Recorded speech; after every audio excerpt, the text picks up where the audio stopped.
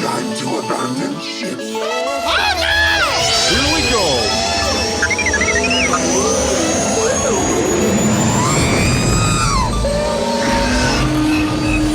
Can I persuade you to join us for a drink? It's a tradition.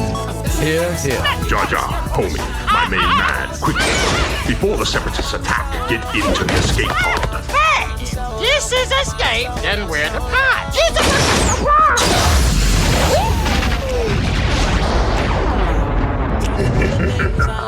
Welcome back to Star Wars Escape Pod and another episode of Rebels Talk. This is Rebels Talk Part 11, and we are diving into the next set of episodes, of course, of Star Wars Rebels Season 2, the absolute finale of Season 2, which happens to be some of the best episodes in the entire show. Not to burst the bubble, but that's just my opinion. And then we will kick things off with Season 3 as well. Season 3, Episode 1 and 2, Steps into Shadow, and Twilight of the Apprentice. Let's get into it with your co-host, Blake.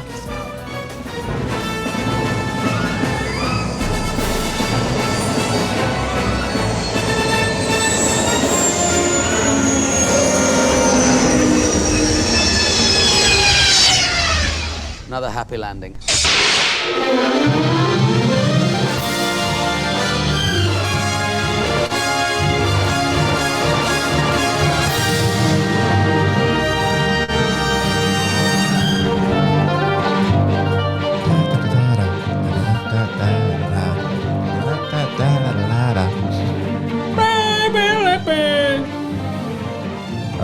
Yes, the classic Rebels theme never gets old, or does it? It's funny because when we first started watching this 10 years ago, we used to complain about it, Yeah, and now it's nostalgic. It's funny how that works. it is funny how that works, isn't it? What I should have kicked things off with is this song right here, which is the very iconic It's Over Now song by Kevin Kiner, which is the absolute finale of Season 2. Ends off with this song, and it's so good. Yeah. So I'll have that playing for a little bit, but Magical. yeah. Season 2, here we are. Season 2, Episode 21 and 22. This is Twilight of the Apprentice. Directed by Dave Filoni, written by Dave Filoni, Simon Kinberg, and Stephen Melching. Premiered March 30th, 2016 on Disney XD. Guest stars Matt Lanter, James Earl Jones, Sam Witwer, and Nikki Futterman. Isn't that a great song? Oh, man. I'm definitely getting Revenge of the Sith vibes.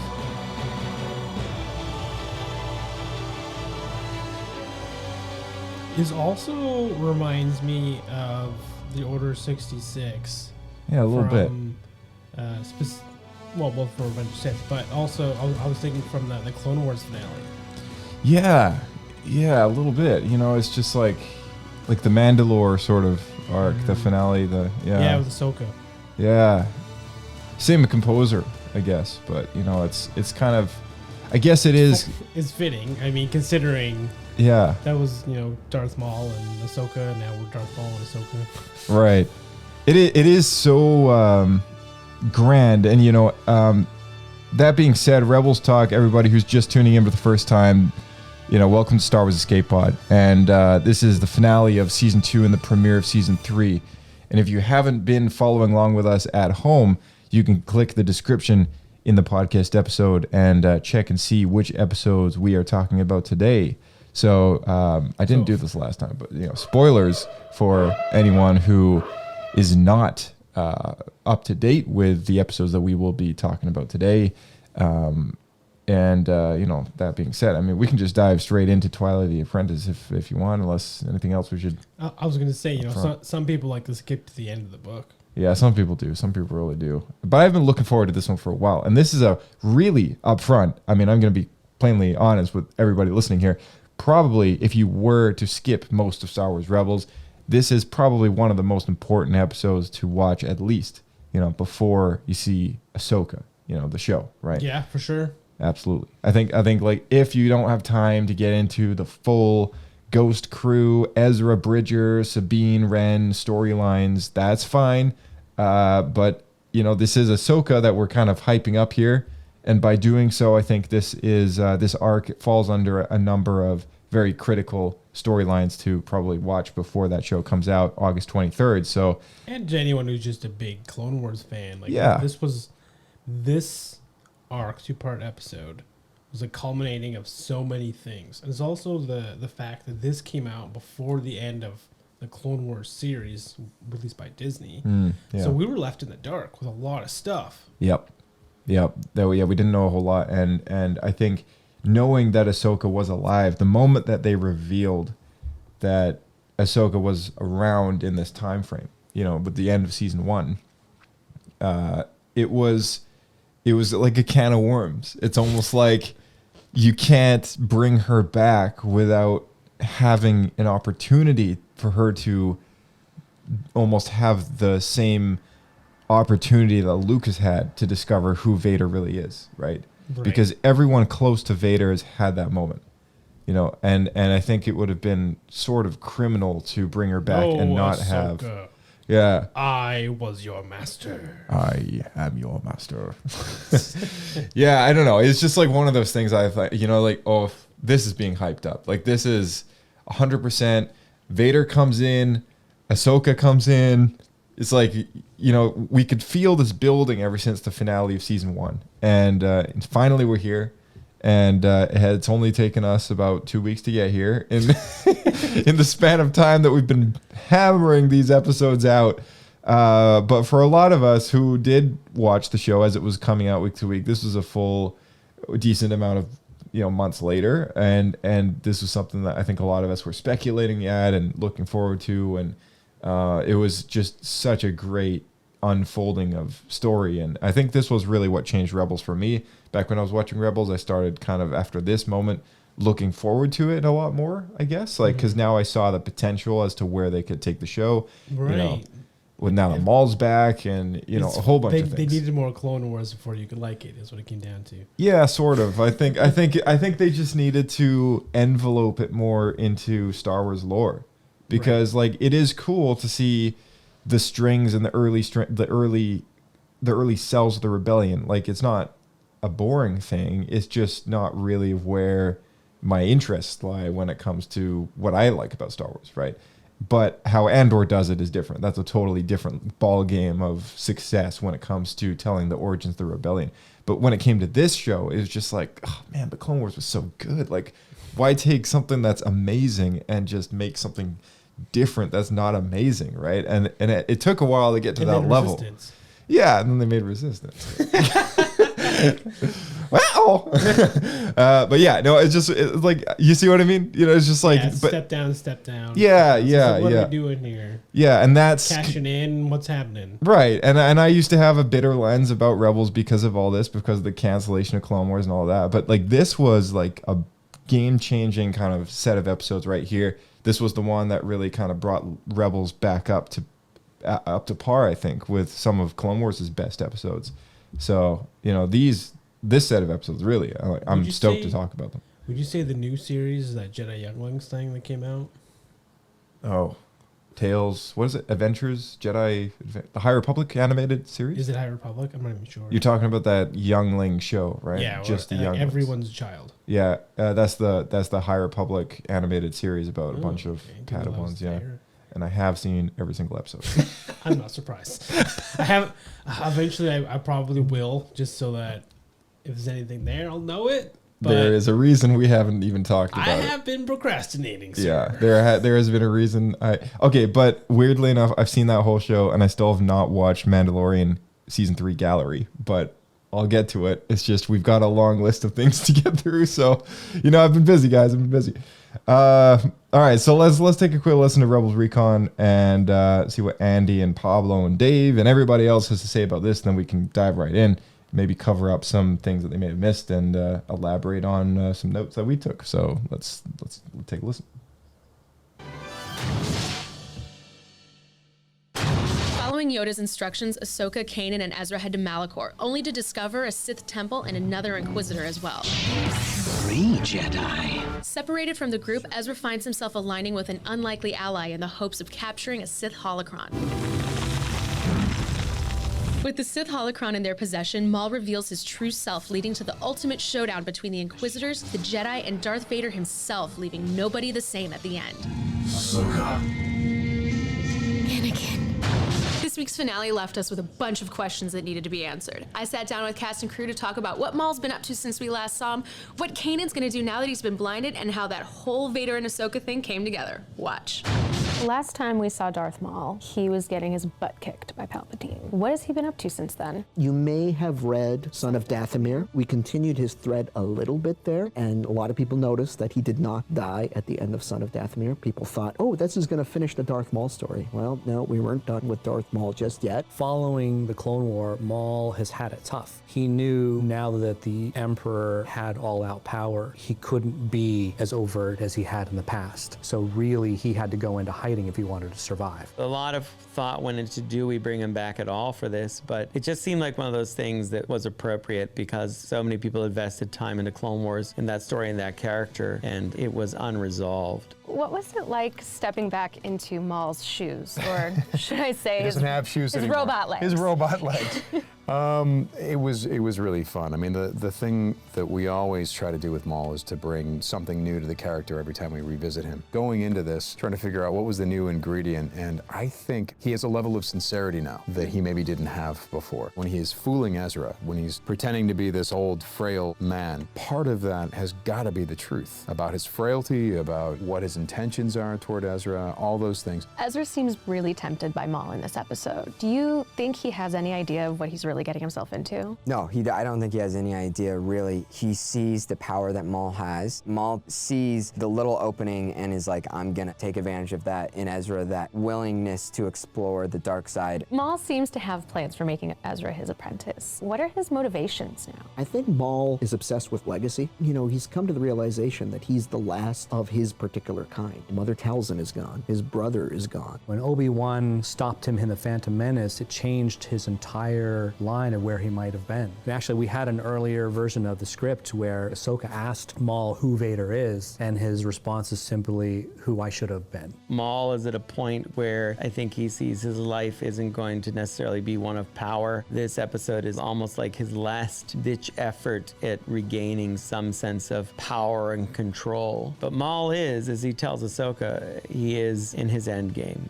That's what he's playing now. Kanan is blinded by Maul, but seems to recover and sort of gain his sight. How will this affect his abilities going forward? Well, as you know, one of the very first things a youngling learns is how to rely on other senses. Because Kanan went through traditional Jedi training, it is a fundamental skill that he has. I think as time goes on, Kanan will become more reliant on the Force to see. I think he'll be able to see wider and broader, and perhaps not only things that you see with your eyes. It's a make or break moment. You quit trying completely because it's too hard, or you accept the reality that you're in. To have your sight taken away and to feel like half the man you used to be is not going to be something that's easy for him. It's definitely going to be a process, and if he comes through, I guarantee you he'll be a stronger Jedi for it, but it's a big if. How long have you been thinking about this confrontation between Ahsoka and Vader? I've been thinking about this confrontation for a very long time, since way before Star Wars Rebels, actually. Dave and I had a conversation several years ago, and Dave told me that it probably wouldn't be a good thing for Ahsoka. The scene with him and her is something that I've played out in my head for a decade, in many different places, locations, for many different reasons. The confrontation between Ahsoka and Vader really represents something important to us, especially because people wanted to see it. Whether she's alive or whether she's not, I just want to thank the fans. It's been exciting to watch fans really take to her over the years. It was a great moment, and I hope I did it well. I hope people like it, and I hope it does justice for the fans' appreciation of the character. That's the biggest thing that I'm concerned about. I hope I've done well for them.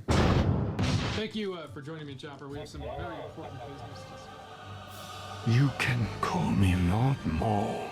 At last, we will reveal more news on the podcast. All right, so there was Rebels Recon, and you know, some very interesting things came up there. I like how Dave sort of said, you know, we did it because people would have wanted to see it, but the fact that he's had this moment playing out in his head for 10 years. Oh man, he must have. I bet from the creation of Ahsoka, he's considered this, because at some point, she has to disappear from the storyline because she's not in the movies, Right.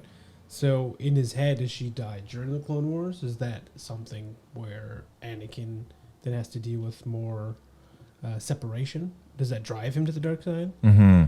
Or does she go past that and we get what we see here, where then they're confronted with each other? Yeah. Anakin of his past as Darth Vader now, remembering who he was. Yeah. And what if any effect does that have on him? And Ahsoka, how is she going to take with her former master, this hero of the Jedi of the Republic, becoming a Sith Lord? Yeah, and it's also something important to consider. Like, a lot of people may have the similar question as far as Ahsoka and her reluctance to believe that Anakin's still in Vader, right? Like, Luke has an undying faith that his father is still alive, right? But Ahsoka is almost so shaken and disturbed by what he's become that all she can think about is avenging Anakin, right? And I think there's some difference there as far as how she responds as not a Jedi and how Luke does, right? And so, because she's no longer a Jedi. Exactly, yeah. And I've always thought to myself, like, maybe could she have turned Anakin back? And I don't think she Dave actually directly. Did he state this at responded to some this. point? No, he basically said that Luke is the only person who could do it, because he's Right. the only person that could get to Anakin in that specific way, and that's because of the connection to Padme. Right. Or yeah, a connection to Padme, but also, I mean, you know, this is his son, right? Like, this is something unique and special and unlike anything that he has with anyone else, right? Like, it's something he doesn't share with his master, with Obi-Wan, who is basically like his brother. But what I'm getting at is, it's his son because of Padme. Right. Yeah. Right. And that was, That's I what guess that turned was the him to the dark whole side in the reason. first place. Yeah. Right. Yeah. You're right. Yeah. Whole reason why it would turn in the first place. So, yeah, something that came up in this episode was, like how they continue with the Clone Wars track of continuity. Things get kicked off with Ahsoka's Clone Wars reference to Rex, saying that now she's got more experience than he does. So that was kind of funny. He didn't take that too well, I don't think. Nah. I think he was just kind of sad to see her go. You could see in Rex's face that, like, he almost knows it's the last time that he might see her, right? Oh, yeah. Just everyone's got this very bad feeling going to Malachor. You know, it's not a good place. He knows that it's a forbidden place for Jedi. And did you catch what specifically Kanan said to Hera? I can't remember exactly. We will see each other again. Don't worry. Yeah. We will Those see each other specific again. words. Well, I guess not. Yeah, exactly. It's sad. Yeah. Right there. Bit sad there.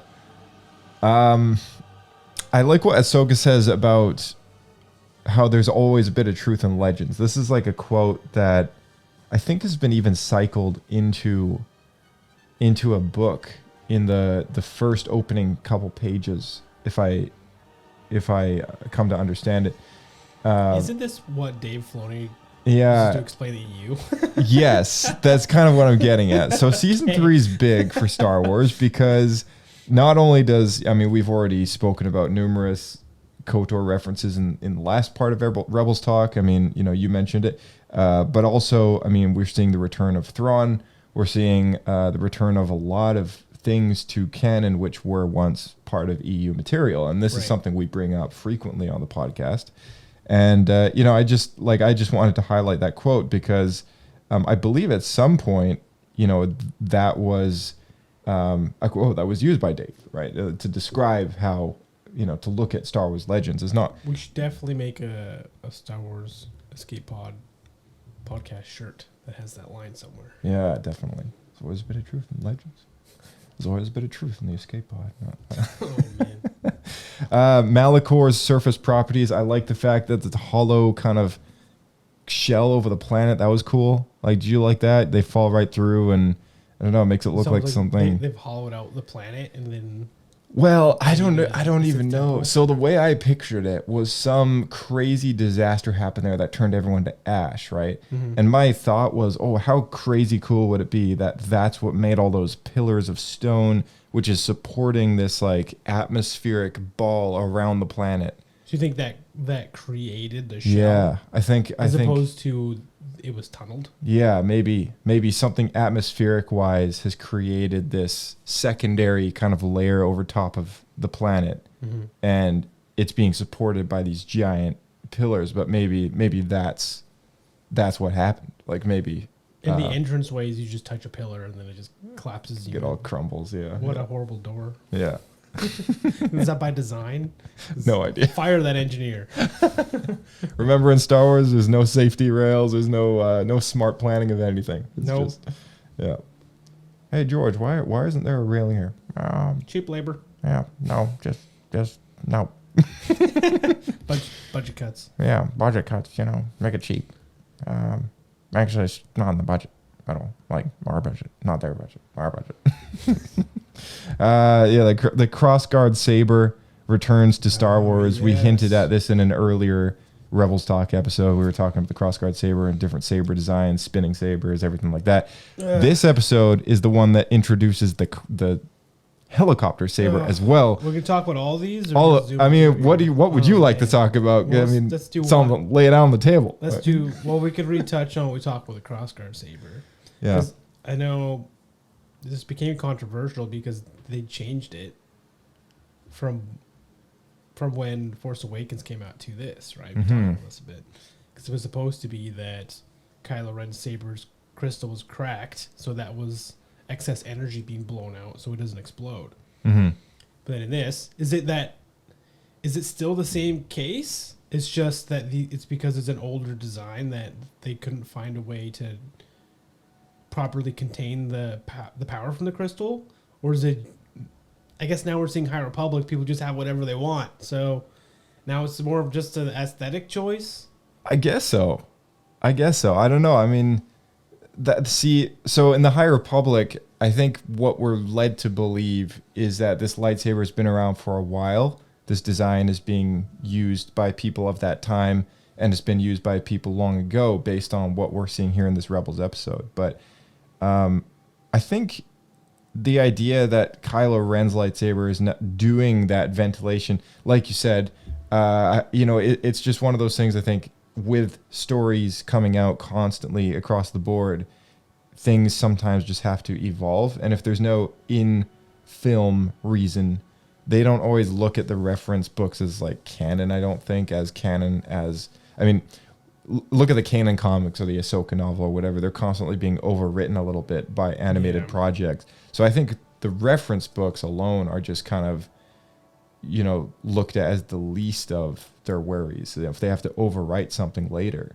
that's just storytelling, right? Well, they don't want to be hampered by story going forward by the mistakes of the past. Yeah, the mistakes of whoever's Pablo writing the new source book or whatever. I think we're learning that Star Wars canon is maybe closer to the Ministry of Truth. Yeah. than we may once wanted it to be. Yeah. The spinning copter sabers. I'm trying to find the Pablo quote for it, but because a lot of people were very upset when this happened. Yeah. It is so stupid. It is really dumb. I still think to this day it's probably the dumbest thing. Probably. I think. Okay, so I'm trying to think. Just the animated series or all Disney Star Wars. I'm gonna just to pause on the copter thing and bring up an old sort of puzzle in general, right? There's two things. Force power wise, force speed. We never see them use it again. They've used it once in the Phantom Menace, never again, right? I use it all the time in games. So. Yeah, in video games, I use it as I'm not wasting time walking around at regular speed. Yeah, as Cal Kestis, I use it quite a bit to do my parkour. I'm going to be honest, but maybe just going to the shop. From the ship to the shop, I'll use it to get there twice as fast. Point being, in the animated shows or live action, we haven't seen force speed being used since episode 1, right? And then the Genndy Tartakovsky Clone Wars series, okay? There's a moment where this is Legends material. There's a moment where Dooku flies. He levitates himself off a 4-story building, sort of Overwatch area. Down to Asajj Ventress. Yeah, and he levitates himself down to the ground level where Asajj Ventress is, and his cape's flapping behind him, and he's got his arms kind of spread out like side to side, like Scarlet Witch style, right? Yeah. And I just always thought to myself, that looks so stupid and so awkward. Like, does that mean Jedi can technically fly? Like, technically they can. What's right? funny is I've kind of always considered that, because if you ever played Battlefront 2, the old one, and you played the Jedi combat, whatever, right? Yeah. There's the two types. There's the athletic characters, and Anakin, Darth Maul, whatever, and they could kind of double jump to infinity, like jump in the air. And then the more hobbled characters that aren't as agile, Darth Vader, Palpatine, I think Dooku as well. They levitate around. It's a slower jump, sort of, so to speak. Yeah, but instead of actually physically jumping motion wise, they float. Right. So I've kind of always seen that. Yeah. I always figured that was similar to. So if you had telekinesis, like using the Force, make stuff float, is there any reason why you couldn't use that on yourself to make yourself float? See, that's what Magneto does. Exactly. Right? Like, he uses the metal around him to push himself up, sort of thing, right? Well, even that's okay. That he's pushing stuff below him down, but you could also use the Force to lift yourself up. Yeah, yeah. And that's kind of the thing, right? Is like the Force has so many possibilities, like Force speed being one of them, like, you know, and it's even in books sometimes, Force speed. But if you think about it, it is still kind of strange that because it is really like super power level stuff, you know, having things like Force speed and levitation, they don't really quite sound like Jedi attributes necessarily, or any kind of Force. You know, it's something that's just not really necessarily always associated with Star Wars, like as a story, right? And I just thought to myself, like, just because something can be done in lore or in story or whatever, I get there's little probe droids that fly without wings and propellers and whatever. They just have the tech inside of them to make them hover around like that. I get it. Does that mean that can fit in a lightsaber hilt? Yes. Does it mean that it should be done? No. My whole point being, it's not even that, right? Like, if they had a device that they could hold on to and fly around, sure. But I think it's just the idea that it's a lightsaber. Yeah. I don't know. But like, why? Okay, so if the technology is in the hilt, why does it have to spin like that? Like, why can't they just? I guess they didn't want a Mary Poppins looking thing, but they got it anyways. I would almost say the blade should be off. Then it'd be fine. Yeah, and there's some sort of other effect comes out of the hilt, maybe. Not even. Just have them hold it up and just hang there. I think that's what they didn't want. But okay, my whole point being, like, just because they can do something doesn't mean they should, right? Like, same the Force levitation thing. I don't want to see that again. The Force speed. Right. I don't really want to see that again. I could see that being used well. I could see it being used well. Like a Neo moment where someone's got to get rescued. Yeah, some cool like effect with the camera could be interesting to like the Flash. Yeah, so yeah, well, you know, maybe a bit better than that, but yeah. That's probably what it would be like. Anyway. Yeah, I know what you mean though. Like, we don't really need, just because Chewbacca could be crushed by a moon doesn't mean we need to do it. Yeah, exactly. Yeah, exactly. So I don't know. I always just thought it was a little stupid, but hey, send an email in. Let us know what your thoughts are on the spinning helicopter saber. And okay, here's the worst part of it, right? Mm-hmm. When you see them flying by, you actually hear the. Yeah. That actually sounds like a helicopter. Not even like a cartoon helicopter too. Yeah, it's just like, seriously, you couldn't have sort of like, you know, like something a little more lightsabery. Like, why does it have to be a straight up Apache helicopter? Like, are you kidding me, Dave? Like, come on, man. I don't know if Dave made the call on that one or not. Well, I mean, I don't know, but you know, he wasn't there that day. Yeah, I wanted it to sound a bit more helicopter-y. You know, just make it more like a helicopter. Some people are obsessed with trains. Dave's obsessed with helicopters. Yeah, exactly. There's one so I couldn't find the exact quote, but I know people were asking Pablo about this because everyone's complaining, right? So he explained it, that it works that there's repulsors, right? That's what they call it. It's like anti-grav tech. So there's really no reason for it to rotate at all. Right. It's like a speeder. And yeah, exactly. It'd be exactly like a speeder. And the other thing that was asked is like, why does this exist? Why is it necessary? Maybe it was Dave. Maybe it was Dave. I'm not sure exactly who, but apparently it was the sole reason why they added it was because they needed an excuse to get them from one side of the map to the other. Yeah. I feel like if that was the only reason they needed it, like Just it jump would cut. be Just jump cut. Just jump cut. Yeah. Like, no one's gonna question it. Or like, okay, we've seen Obi-Wan hang off a probe before. Why can't that one seventh sister have like 3 of them and they all kind of They fly around like seagulls on a string. Yeah, they just all grab one and be like, you know, like James the Giant Peach flying around on these probes. I don't know. Even that would have been like it would have still looked stupid, but it would have been better than helicopter lightsabers. Oh man. Well,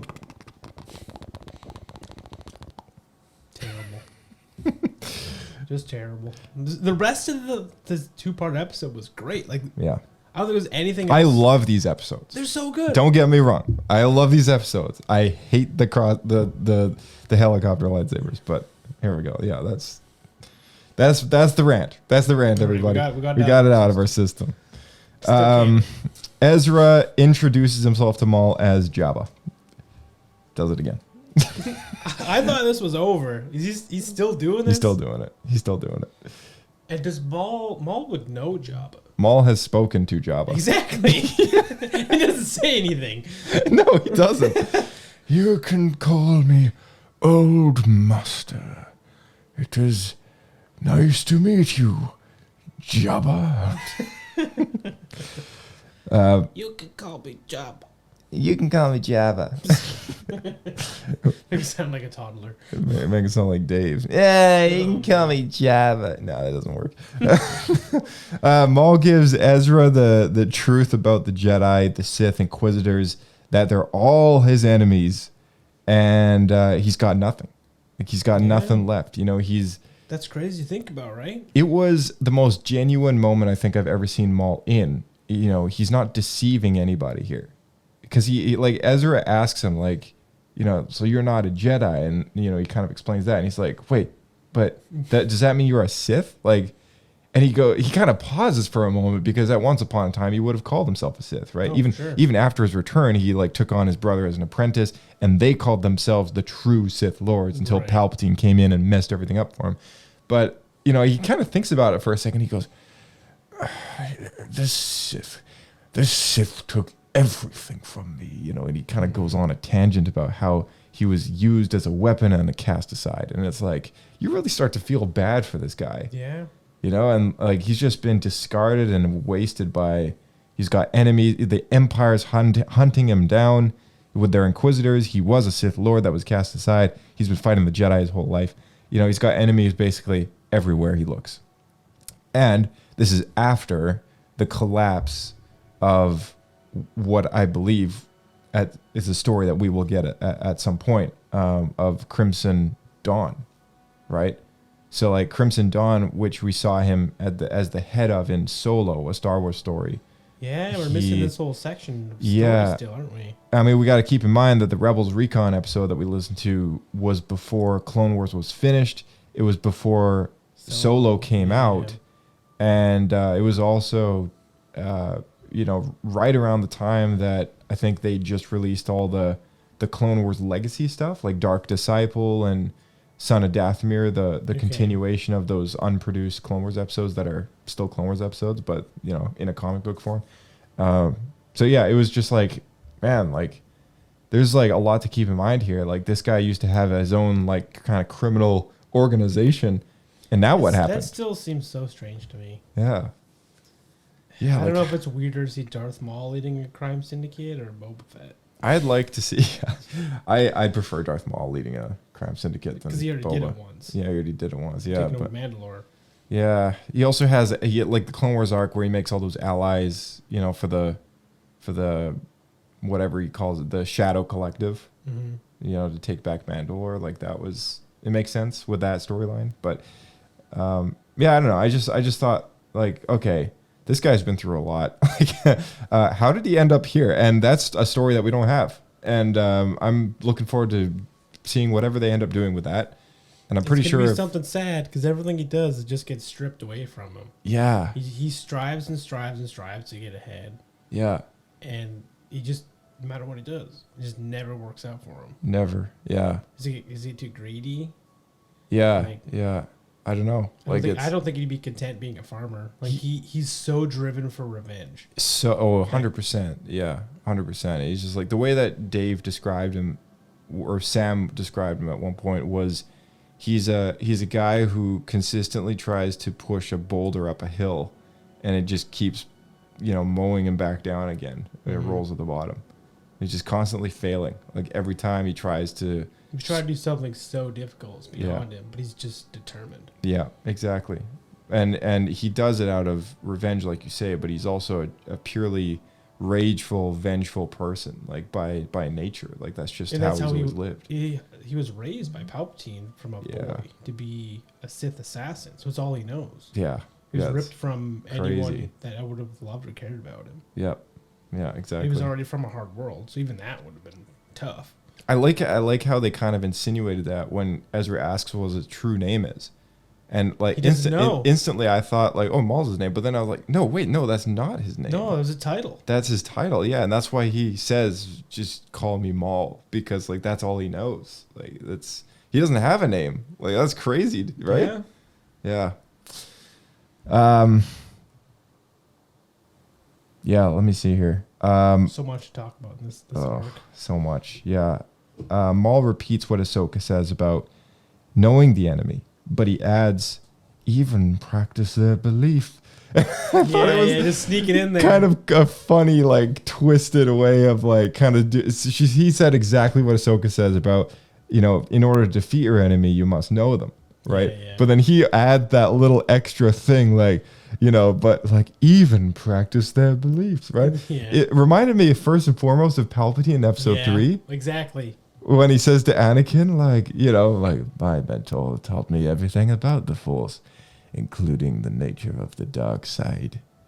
You know, like, then he goes on to say, like, you know, how one must discover all things about the Force, not just the simple dogmatic view of the Jedi. The narrow right? dogmatic view of the Jedi.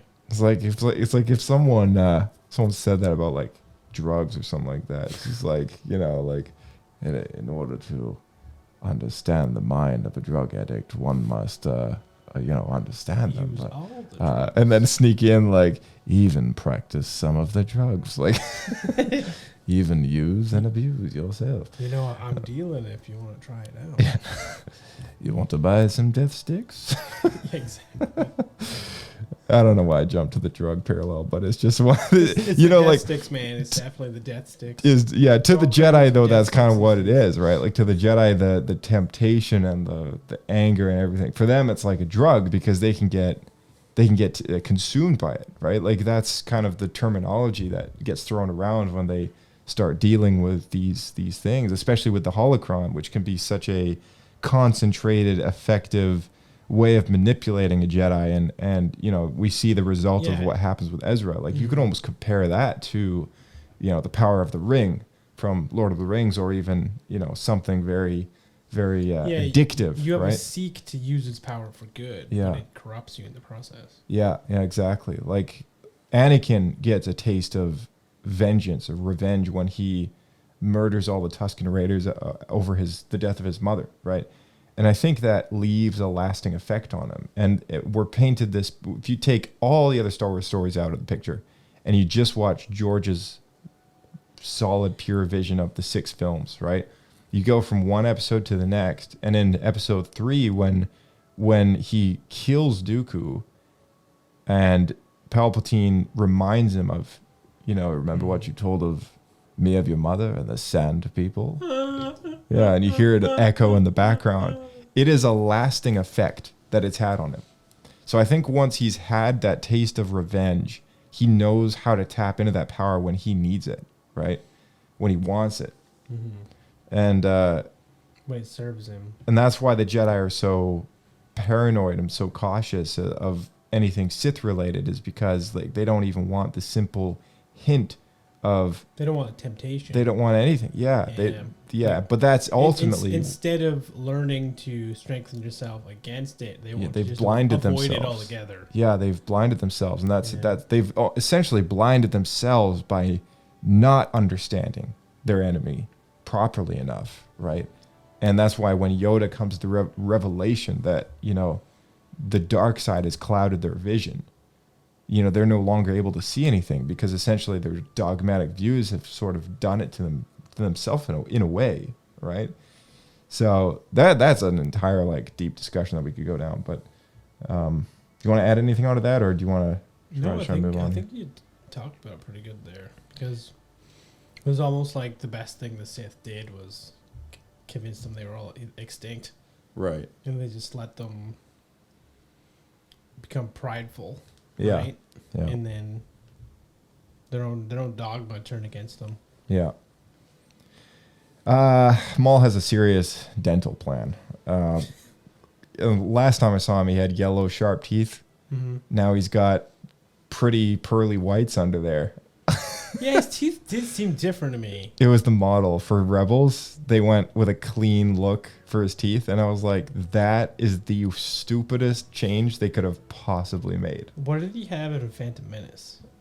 Ugly yellow teeth. Were they sharp? Oh yeah. Like fangs? Kind of, yeah. They were like given an edge to it. Yeah, like it was like rotten, and because he smiles at or he kind of does this like, you know, thing like when he's fighting, right? Yeah, he does that, and he's like kind of grits his teeth together, and you see inside of his mouth, and it's like, ugh, like there's nothing nice about it. Like it's here, like you can see kind of like kind of here, like it's like kind of they're all rotten, they're all and tarry. Yeah, they're all tarry. So like I guess he does have proper teeth, but they're all dirty all the time. He's never brushed. He never brushes. It's always just, you know, black, grimy. He's been it's like chewing on road tar. Yeah, exactly. Yeah, he's got black around the edges of his teeth and around the bottom, and I don't even know what it's supposed to be. But in Rebels, like he's got pure white teeth again. It's like, what? Like someone get this guy a toothbrush? He's trapped on Malachor, so he's just brushing his teeth. I guess 4 times a day. I guess. Or you found some pretty teeth whitening food there. They say white strips, Yeah. whitening strips. They're just there on the planet. Yeah. Can I trouble you for a white strip? I don't eat sugar anymore. So the duel is pretty amazing. You know, they the Inquisitors call him the Shadow. That's right. That was because he's elusive. I'm guessing that was a pretty cool term. Yeah, exactly. It was like that is an elusive. I mean, for an Inquisitor to hunt an ex Sith Lord, like that's pretty sick. Mm-hmm. You know, like that's. And they like, send the worst one. This new guy is probably the worst of the 3. Yeah.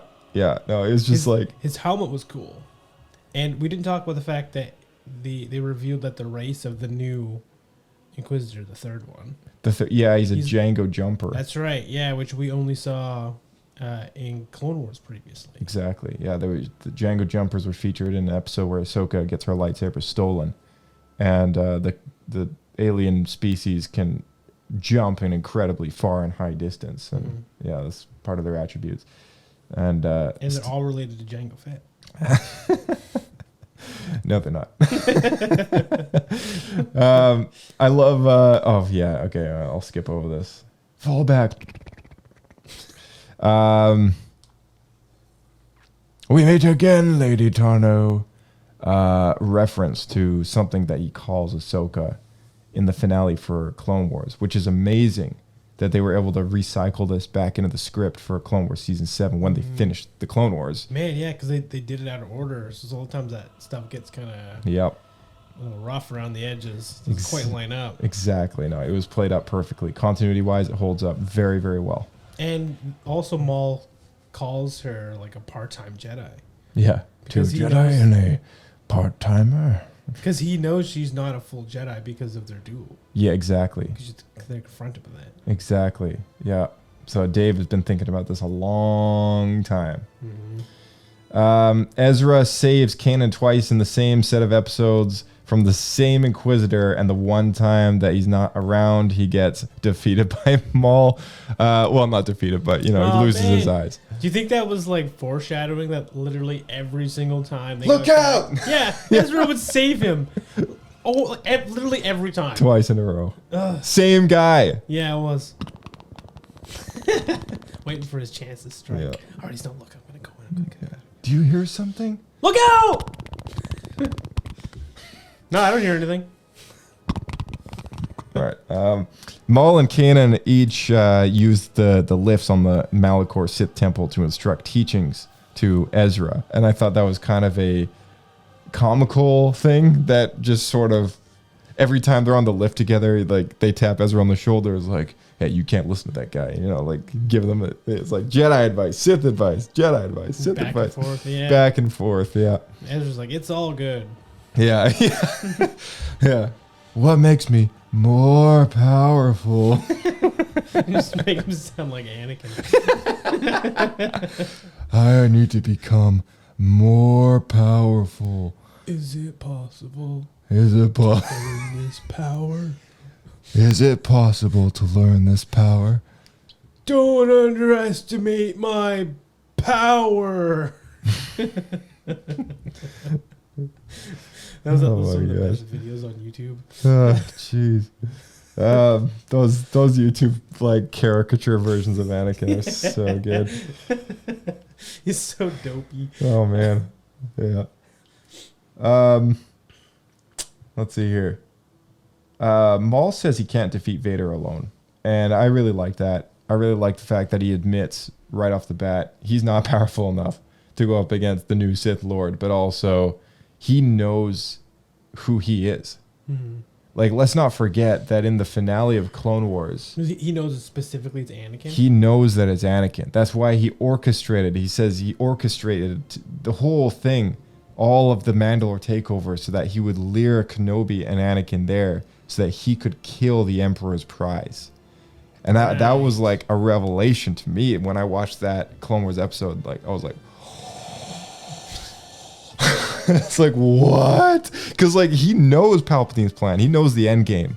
He knows Order 66. He knows what's going to happen. Right. He knows all of this stuff. That's why he's preparing for the oncoming tsunami of the power struggle. And he says that when this power struggle happens, he will thrive in the new world, the new galaxy, the opportunity to expand and to grow in this political shift is going to be what he uses to gain power, right? But boy, did that not work out. Yeah. But then in addition to that, he wants to claim Palpatine's prize, and deprive him of that power because he knows the importance of this boy, right? Of Anakin. Does he know he's had a vision of quote unquote chosen one? No. And we know that because we've seen season 3 of Star Wars Rebels already. Mm-hmm. But this does remain a looming question for him. And it's something that's always puzzled him.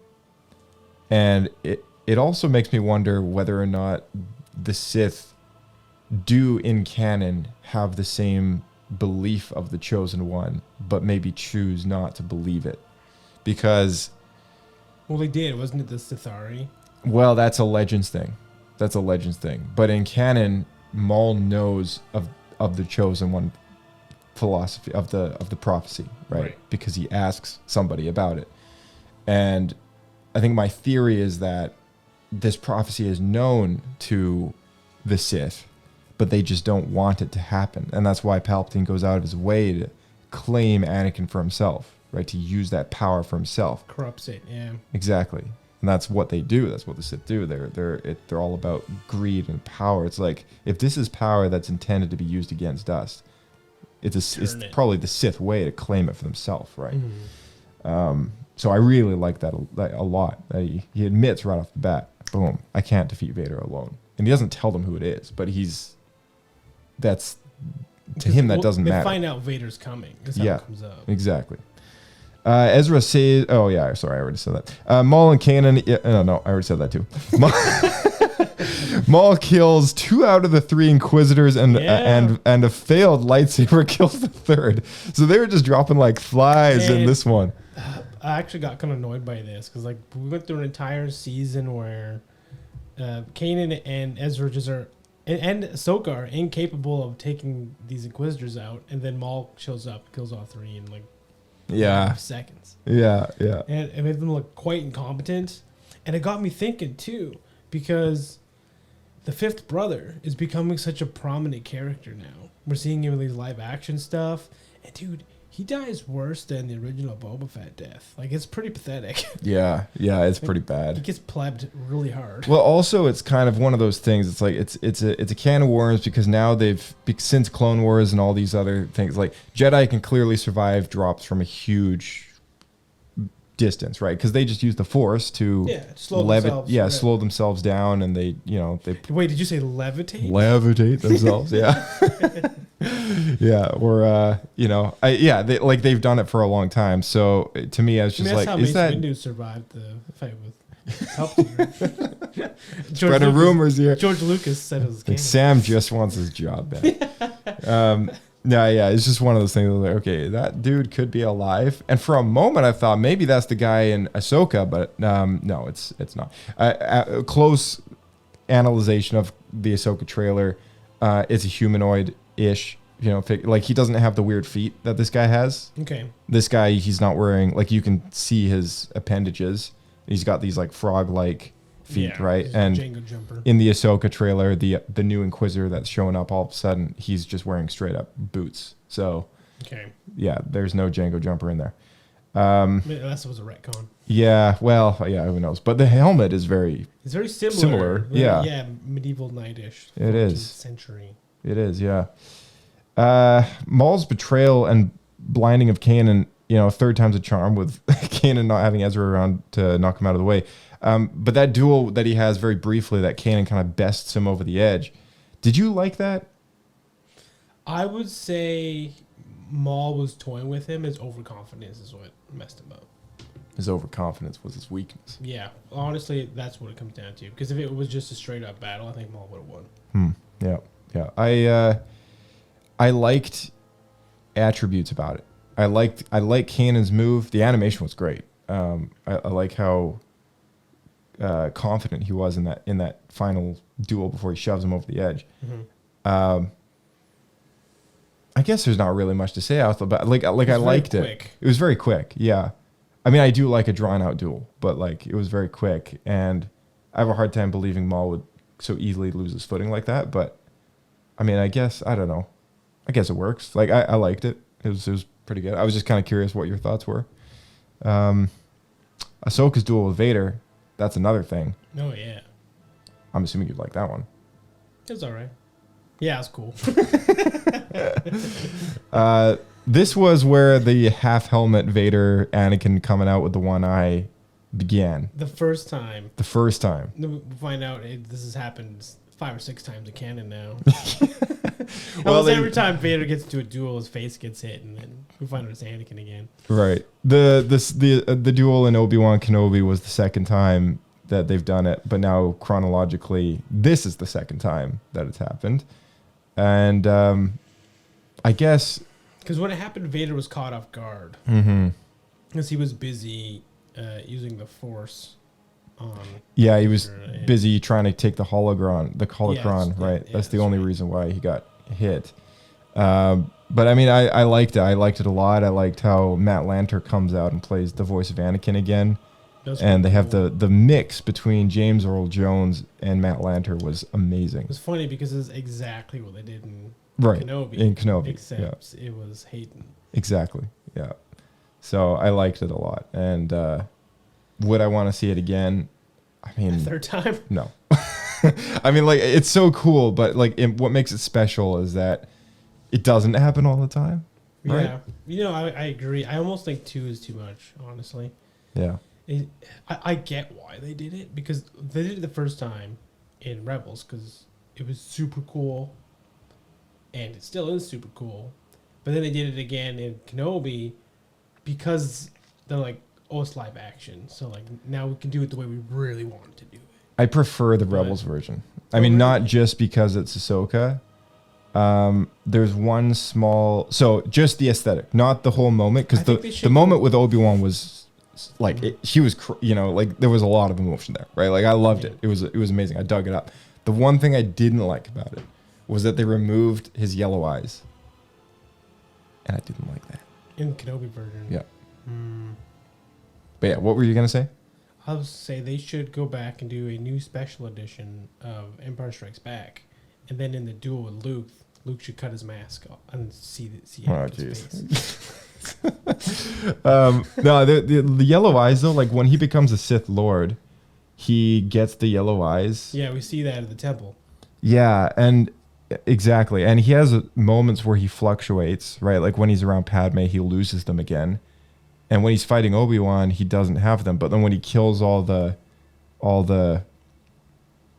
Separatists, he's got them again. Mm-hmm. And yeah, it was just, I don't actually, weirdly enough, we didn't see him at the temple with the eyes themselves. But then again, we don't see a crazy amount of him actually slaughtering Jedi. We only see him marching in to kill all the Jedi. What I liked about the Sith eyes was that it indicates to us that all those moments that we see him as Vader, there's something about the human eye that's very distinguishable about a person. You can look into their eyes and you can know it's them. You know what I mean? Like, Say you can look into their eyes, and if they're yellow and red, then they're probably a then run. Yeah. But no, it's one of those things, right? Like it's just like Anakin is gone, right? And like the eyes really do a lot to distinguish the difference, because he's got the face is now the mask, but then when the mask is chopped and you see what's underneath, there should not be a recognizable person under there. Mm-hmm. Like there should be a very distinct, evil, twisted looking person that is hard to look at, right? And all I could think about when I see the animated version here is that the yellow eye really sells it, because that's what's different about Anakin, right? He's not in there. Lost. He looks he's lost in hatred, and he's as Yoda and Obi-Wan would say, he's consumed by evil, right? And I think that's the perfect way to depict it. And there was something I really missed from the Obi-Wan show, but that was my only gripe about it. And I don't know, maybe he just didn't want to wear the contact lenses or whatever, but they could have added it in post. Yeah. So anyway, just throwing it out. I didn't realize he didn't have them. That was a poor decision. Yeah. I agree with you on that. He definitely should have had that. Yeah. It makes me wonder then, when he's confronted with a lot of this stuff, a lot of these poor, horrible choices he makes, does Anakin keep coming out and then he chooses to do the evil decision? And it's like a hard thing for him to do every time? Yeah, I don't know. I mean, until Luke. Here's another possibility, actually. Maybe I'm wrong. Maybe the yellow eyes are there. Maybe it's just the lighting of his lightsaber. I'm just looking at it now. They gotta be, man. I don't know how they would miss that. They're not glowing though. Like they glow. They're supposed to glow, right?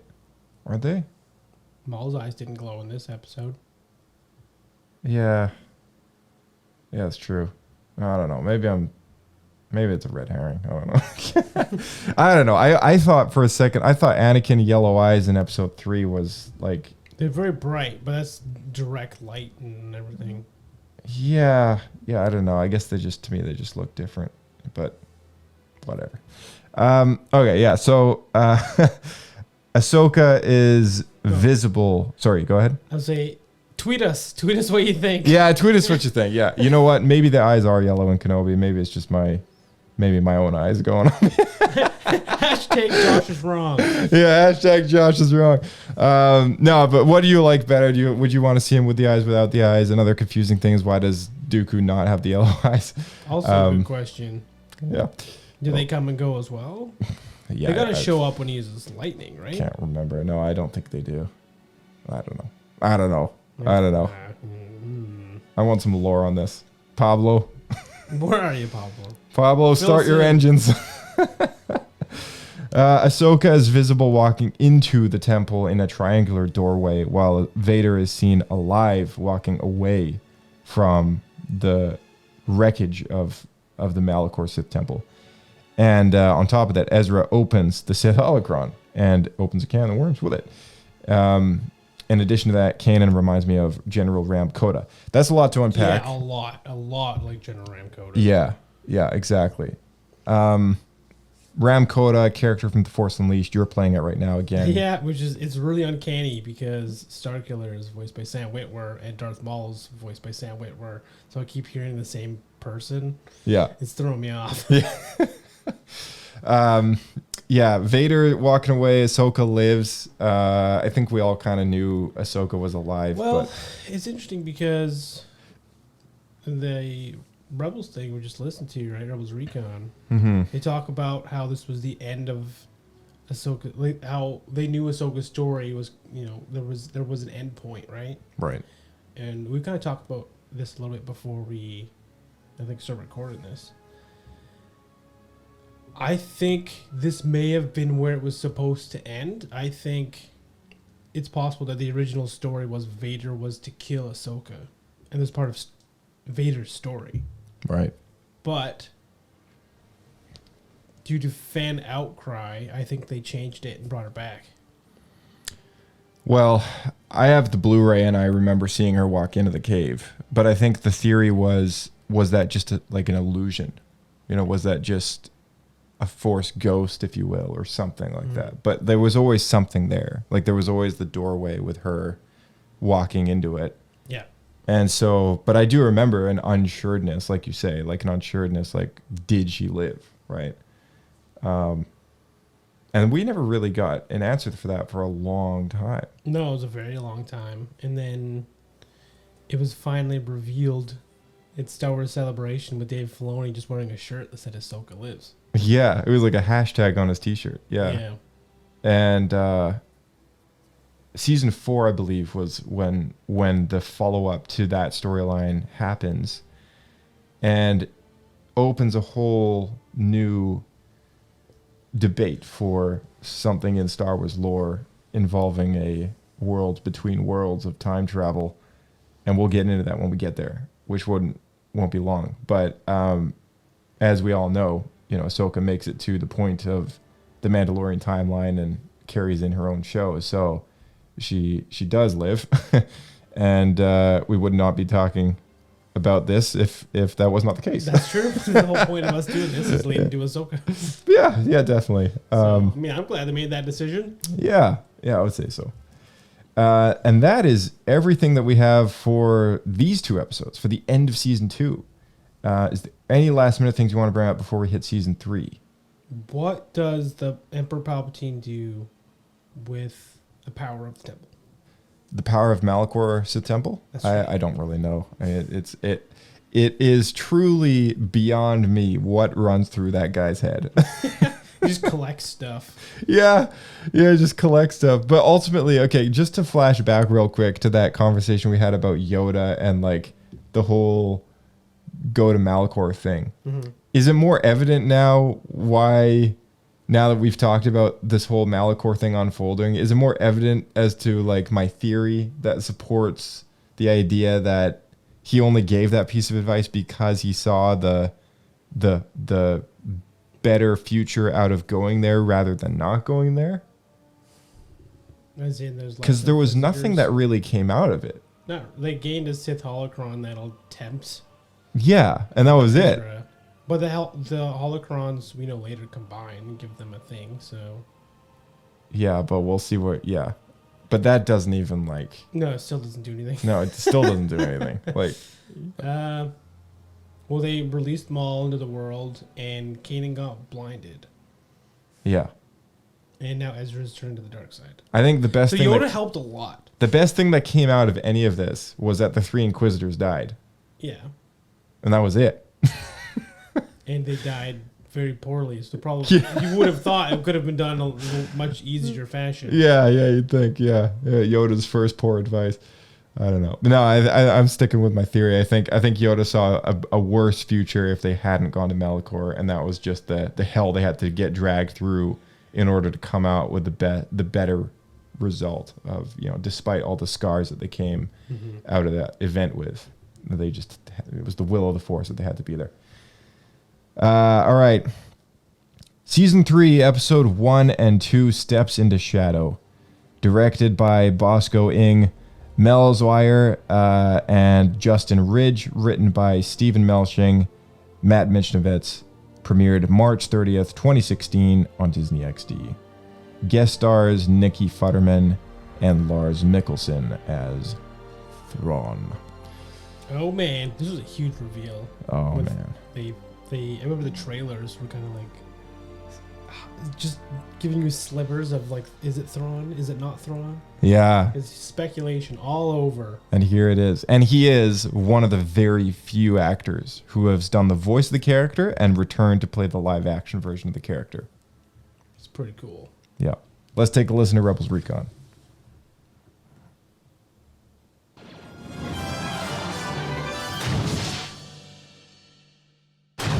After breaking him out of prison, Hondo Ohnaka informs the rebels of an Imperial scrapyard brimming with Y-Wings ripe for the taking. If we could steal a squadron's worth, they would be key to building a strike fleet. Kanan, still grappling with the events in the Sith Temple, encounters the Bendu, who gives him valuable insight into the ways of the Force. Your connection to the Force allows you to see in ways others cannot.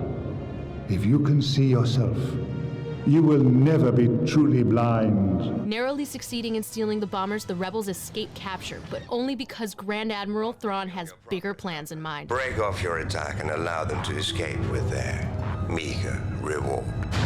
This week, we saw a different side of Ezra emerge, as well as seeing Kanan explore a deeper side of the Force with Bendu. I sat down with cast and crew to discuss the changes their characters are undergoing, as well as what it took to bring a legendary character like Thrawn back into Star Wars. Check it out. Ezra has been messing around with the Sith holocron and learning some new tricks. How do you think this affects him? He's learning more about the other side of the Force, and that's good and bad. One, because it is also kind of pulling at him, but it's good in the sense that he's broadening his perspective, and he's learning more and learning how to harness the Force in different ways. At the end of Steps into Shadow, Kanan comes out of his self-imposed exile to help the rebels. What has he learned in this time? After losing his sight, he separated himself from the Force and really kind of just sat in the dark. He blamed himself for a lot of what happened. While Kanan might not ever see as he used to, he might be able to see things in a more detailed, emotionally involved way, in a clearer way than he ever has before. The cowboy side of him is kind of taken the back seat. And it's still there, right? Like, that will always be a part of Kanan, and I think it's important never to lose that. In the end, for Kanan, a lot of his character is going to be about resolving things that occurred in second season, and we'll see him deal with the fallout of those events throughout most of the series as we go. I think one of the things that is key is the introduction of the notion that the Jedi are only one flavor of Force study, and they're the most well-known, but they're not the oldest. Through that, Kanan might find better answers in terms of what he's looking for. He has to face some honest truths that you can't save everybody, you can't protect everyone. By chance or by luck or by will of the Force, he runs into this character who, for lack of a better term, is the Force. Bendu is a pretty mystical concept, and what was the inspiration for that character? In our animated projects, be it Clone Wars or Rebels, we've had a lot of freedom to explore the Force in a deeper way. Bendu is just this notion that there are many old things in the galaxy. We were talking about developing this planet that the rebels find and really wanted to make it a special place. There's something interesting about a character who sees outside of good and evil. Bendu really isn't evil or good. He is kind of the balanced to me duality of the Force. When the Jedi talk about prophecies and whatnot, everybody talks in terms of balance of the Force. So it's a mistake to sit there and think that what you're ultimately trying to do is upend the light or the dark. Bendu is a bit of an enigma. How do you think Kanan should handle dealing with him in the future? It's not a character you can be anything but yourself with, or he just simply won't have time for you. Anytime Kanan brings that to the table, insecurities, fear, anger, cockiness. He strips it away right away. Whose idea was it to bring Thrawn onto the scene? The name was bandied around in season 1, very early season 1. However, at that time, the Rebels universe was too small to bring in a character as large and as powerful and as imposing as Thrawn. So we really wanted to develop the series and widen it out. And as the Rebels grew in power and a threat to the Empire would respond with someone like Thrawn. You know, we're all big fans of the Thrawn trilogy. It was Dave who threw out the ideas like, well, are we ready for Thrawn at this point? And that was really ultimately Curie's call. And she said, yeah, let's do it now. How does this iteration of Thrawn compare with the original? I feel like everyone that read Heir to the Empire and that whole trilogy felt like they got a great impression of who Thrawn is and his connection to art and the way he speaks and the way he commands. In my mind, I really wanted to be as true as I could be to Zahn's books. So it was a great honor to actually take the time and really make sure we got the character as close to the novel as we could. This is a beloved Star Wars legacy character in my mind, so I really wanted to be as true to Thrawn as a character as I could. In this version, Thrawn is more of an established character. There's not as much a sense of mystery around him in terms of who he is and what he's capable of. And we're at the height of the Empire too. So he's prominent, he's a threat, and he's basically ready to get into action right away.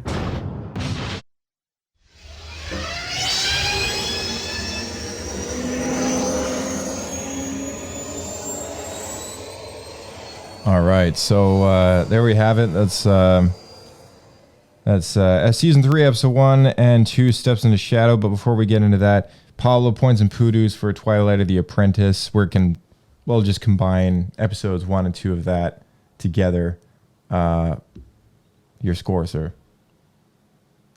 This is a new episode, so we got to explain the rating system. Oh, that's right. Every time, man. Every time. All right. So real quick, rating system. Pablo points for Poodoos is named after Pablo Hidalgo himself. We got a score of 7. So 3 Pablo Poodoos is the absolute worst of the worst. Pablo is just taking a big old crap, steamy Pablo Poodoo on the worst of the worst. And then 2, 1, and then moving up from there, we got the middle, the Bendu, the one in the middle. And moving up from there, we have 1 Pablo point, 2 Pablo points, 3 Pablo points, 3 being the absolute best of the best of the best. So basically 0 to 100% on a scale of 7. That's how it works. 50% being a Bendu. Your score. Oh, 3 Poodoos for sure. No, this is like you said at the very beginning. This is probably, if not the best, one of the best arcs in the whole series. Yeah. Maybe of all Star Wars animation. Even, this sliver of Star Wars of all time. There's a lot going on. Does it deserve a 3 really Pablo point? I don't think I go quite that high just because helicopter I sabers. I hate them so much. It's got to be an ace for 3 Pablo points. Yeah. I will give it 2.5. Yeah, I'll go with 2.5 too. I think that was fair score. Fair score for sure. Yes, honestly, this is the peak animation. If we could get this every week, this is the best series ever made. Oh yeah. Well, with the story with that amount of substance, 100%. Yeah. Can't say the same about the opening to season 3. However, it didn't suck. I mean, it was all right. Season 3 did always feel like a bit of a step down. It did, yeah, a little bit. I think, as you said, I think they spent too much time on one planet. Yeah. Add along. Which was the problem with season 1. Yep. Lothal. What I liked about this one, to note, this is the first episode set in 2 BBY, and Twilight of the Apprentice is the final episode of the show that took place in 3 BBY. That's 3 years before the Battle of Yavin, 3 years before episode 4. Season 3 opener is now 2 years prior to that, which also means it's about 2 years prior to Rogue One happening. So we're getting very close to the Battle of Yavin, the duel with the Death Star. Seems probably down to 1 season per year then, right? 2 seasons left. Just about, yeah. Something that Rebels Recon did not touch up on was that this opening to season 3 is supposedly 6 months after the events of the previous season. Okay. So at this point now, Ezra has finally changed the clothes and Ezra's finally had time to get a haircut. It's finally time to get out of those street rat clothes and into something fresh and clean. I'm so glad he no longer has 1 knee pad. I always thought that looked so stupid. Yeah, that was stupid. Yeah. He's got a new lightsaber and a DL-44 blaster, just the same as Han Solo, the one that he carries. Because Vader broke his saber in the last episode. That's right. That's why he's got a new one. And this is the same lightsaber that you see in Ahsoka, the one that Sabine is wielding in the trailer. And it looks like she's modified it. Looks like she's screwed in some emitter protectors around the top edge. Oh, interesting. But it is the same lightsaber, and it was recently, along with all the props for the Ahsoka show, were recently at San Diego Comic-Con on display.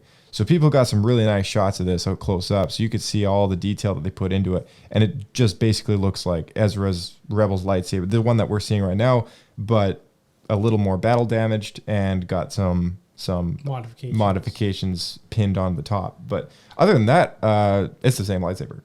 That's pretty cool. So I like that they keep that like that canon as it is instead of just making up and changing things whenever they want, which a lot of series do that. Totally. So that's a big one to note. And for those of you wondering why Sabine has Ezra's lightsaber, you'll have to stick with us watching Star Wars Rebels and stick with us to the finale of Rebels Talk. 2 more seasons. So Ezra's matured up a lot more. He's actually killing people for a living, which is finally, it's like, yes. Like before he was just like little electricity bolt thing. Slingshot. And then like the blaster. Stapler. Yeah, this stapler gun. That's what it was.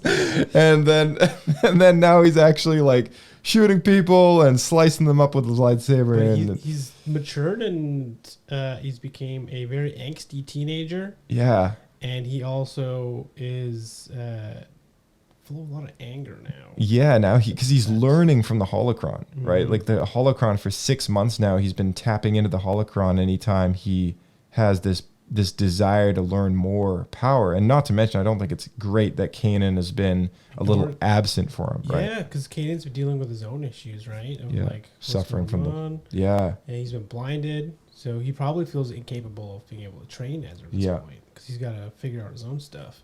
So Ezra's just kind of left abandoned, and he's got this holocron, this Sith holocron that it seems like Kanan is unaware that he even has. Yeah, exactly. It's interesting to kind of see how the effect of season 2 has had on all these characters, and to see Ezra mature in any way whatsoever has been refreshing, because for some people he can get a little annoying.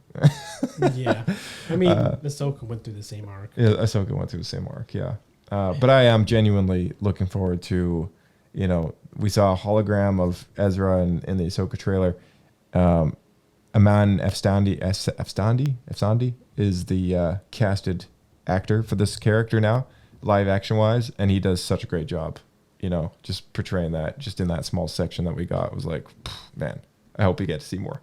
Oh man, yeah, looking forward to it. Yeah. Hondo, he's the key to the Rebel Y-Wing fleet. How crazy is that? Of course he is. Hondo always sneaking his way in. Yeah. That's the one thing, though. Whenever you have a Hondo episode, you know it's going to be a good one. It's going to be good. Yeah.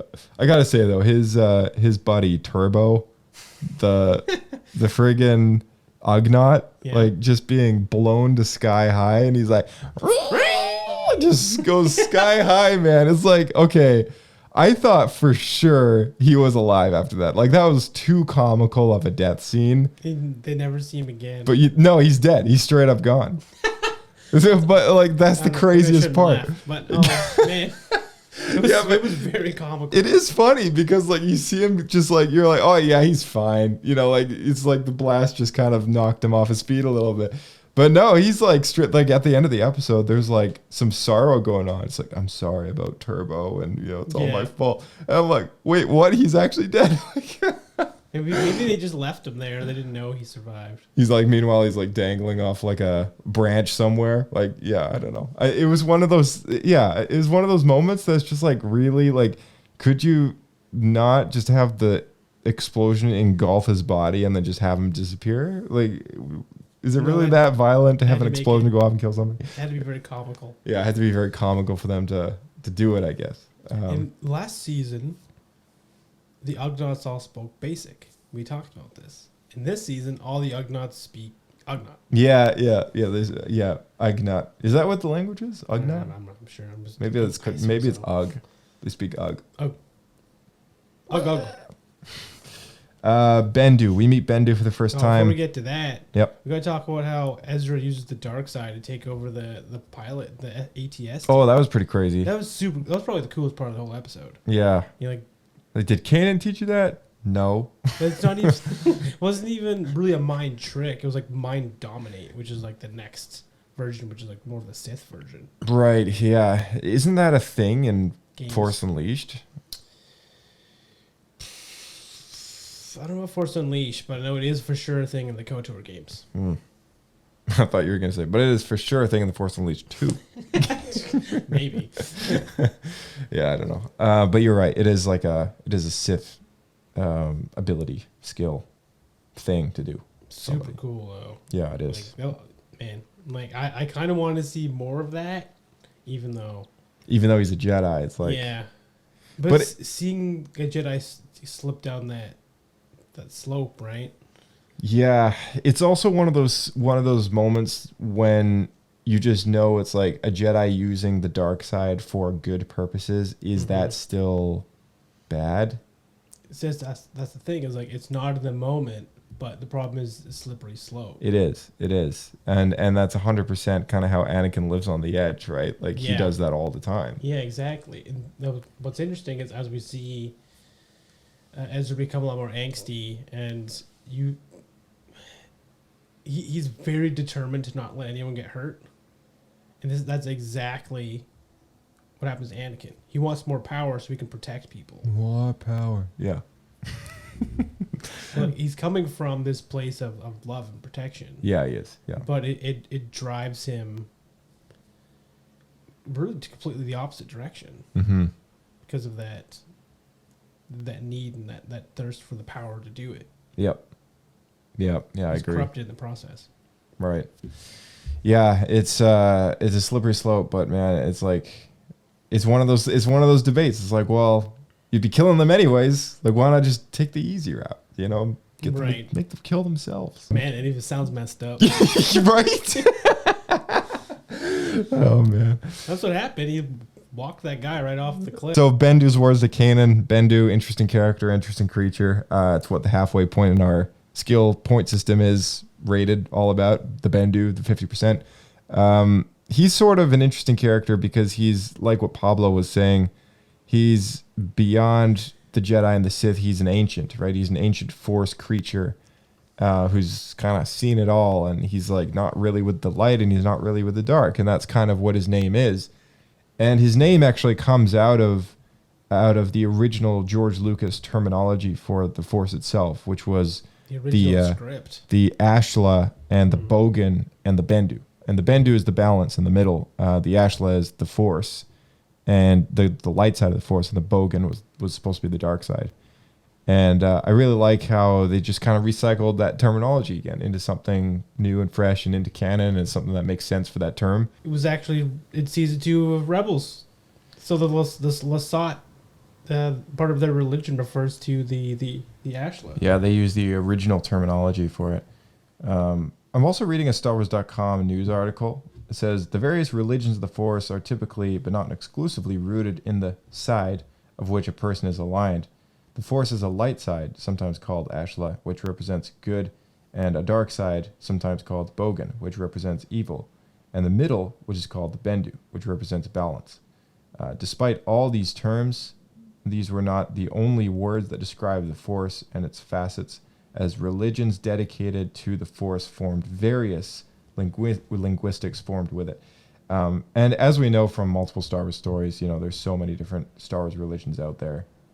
There's an entire article dedicated to on StarWars.com. So, so does that make it canon if it's on StarWars.com? Yeah, I would say so. Yeah.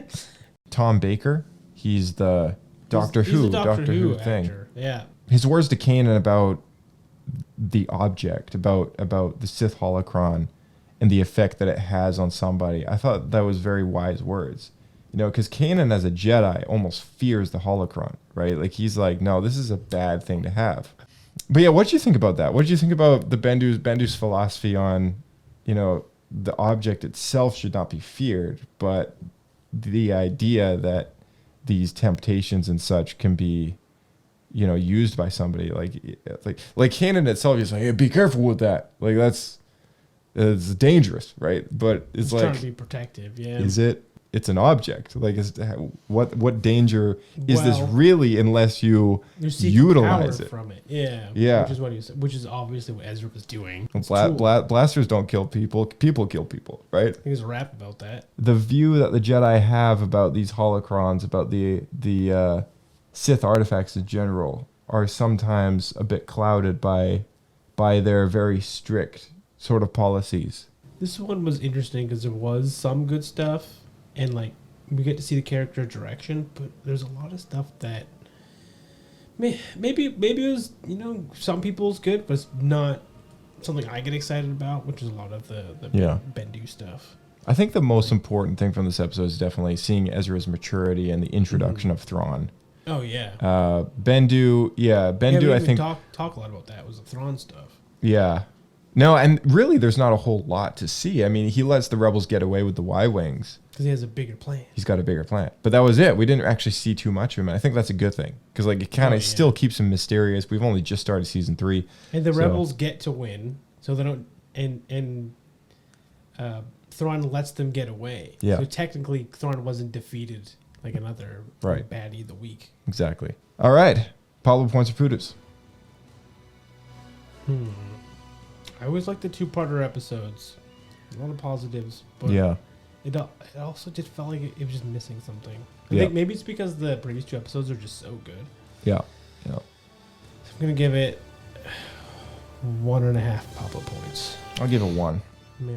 I'll give it 1 Pablo point. I like seeing all the Ezra stuff, and Thrawn is cool, but and we'll talk more about Bendu as time goes by. Yeah, quick look ahead. We will get Discovery. We will revisit the Geonosis storyline. We'll also revisit the Darksaber, Maul, his connection to that. Mandalore, we're going to be going back to Mandalore again in this new season as well. More connections to Rebels, heroes from the original trilogy, as well as the last battle. More Maul. More Maul. And more Bendu. All right. Thank you, sir, for coming back on the podcast in the Escape Pod, and we will see you in the next one. We'll see you out there. Keep flying.